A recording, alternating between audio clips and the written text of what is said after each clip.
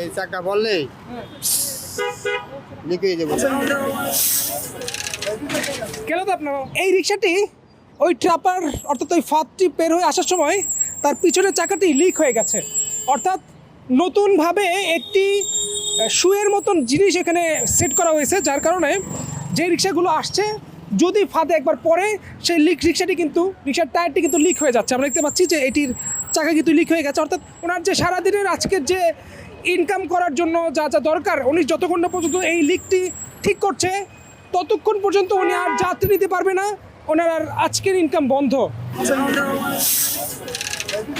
কেন তো আপনার বাবা চাকা আর আসবেন না? না আর আসবো না, এতে লিক হয়ে গেছে আমি তো আর জানি না। ঠিক আছে, জানলে তো আর এই রুড়ি ঢুকতাম না। ঠিক আছে, এখন কি করবেন? এখন যাইতে হইব লিক সারাইতে, রাস্তায় যাইতে হইব। বাবা কি হলো আপনার চাকায়? ফেব্রি হয়ে গেছে। এটা যে লাগাইছে এরপরে আর গাড়ি চালাই নাই, আজকেই প্রথম। এই ভিতরে আছে। আজকের দিনের জন্য ইনকাম শেষ। বাইরেছি 10টার দিকে, না 200-250 টাকা মারছি। জমা দিবেন 100 টাকা। 100 টাকা জমা দিবেন, থাকে 150 টাকার। জি। এরপরে এটা ঠিক করাবেন কত টাকা দিয়ে? 50 টাকা। 50 টাকা দিয়ে ঠিক করাবেন, অর্থাৎ 150 টাকা আজকে আপনার খরচ। হ্যাঁ 100 টাকা ঠিকবো। মানে আজকে সারাদিনের ইনকাম আপনার 100 টাকা। তাহলে 100 টাকা, হ্যাঁ। বলা যেতে পারে যে নতুন যে রিক্সা আটকানোর জন্য মূল সড়কে না প্রবেশ করতে দেওয়ার জন্য যে ট্রাপারটি লাগানো হয়েছে সেই ট্রাপারটি কিন্তু বলা যেতে পারে অনেকটাই সফল। তবে এখন যদি এর বিকল্প যদি কোনো কিছু খুঁজে ফেলে রিক্সা চালকরা, তখন কিন্তু আবার আমরা দেখতে পাচ্ছি অনেকেই কিন্তু টেকনিকে কিন্তু বের হয়ে যাচ্ছে, টেকনিক করে কিন্তু এই রিক্সার ট্রাপারটি কিন্তু অতিক্রম করে যাচ্ছেন। আবার যখনই টেকনিক করে যাচ্ছেন তখন কিন্তু এই টেকনিক কিন্তু আবার অনেক সময় খাটছে না, যার কারণে তাদের চাকাটি কিন্তু লিক হয়ে যাচ্ছে। আপনি কিছুক্ষণ আগে আমি দেখছি একটা রিক্সা ওই পার যাইতে পারে না, কিন্তু এই মাঝামাঝি আটকে জায়গা একটা চাকা পার করছে কিন্তু আরেকটা চাকা পার করতে পারে না। কিন্তু আগে তো তেরসাভাবে যাইতো, ওই যে মাঝের রডটা দেওয়াতে আর আড়াআড়িভাবে যাইতে পারে না।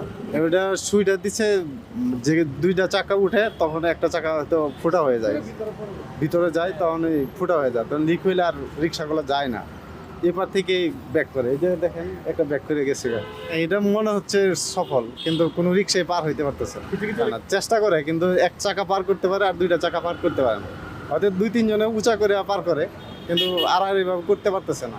ভাই গেলেন না উপর দিয়ে? কেমন যাবে ওটা? চাকা ঢুকে যাবে না?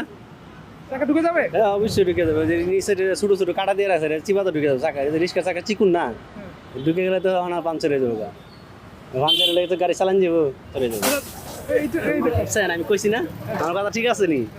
মানে ছোট ছোট নিচে কাটা দিয়ে রাখছে, চাকা চিকুন, এটা চাকা গেলে মনে কোন ঢুকে যাবো, ঢুকলেই বা পাঞ্চার হয়ে যাবে। আপনার 3টা চাকায় তো লিক হয়ে গেছে। সামনেতে বাধা দিলে তো ওই তো এই জায়গায় বাধা দিলে গাড়ি ঘুরিয়ে দিলে রং সাইড দিয়ে। যে উনি কিছুক্ষণ আগে এই ট্রাপারটি অতিক্রম করে আসার সময় তার 3টি চাকাই লিক হয়ে যায়, যাত্রীদের নামিয়ে দিলেন তিনি। আরও একটি রিক্সাকে আমরা আসতে দেখতে পাচ্ছি, দেখি ওটার কি হয়।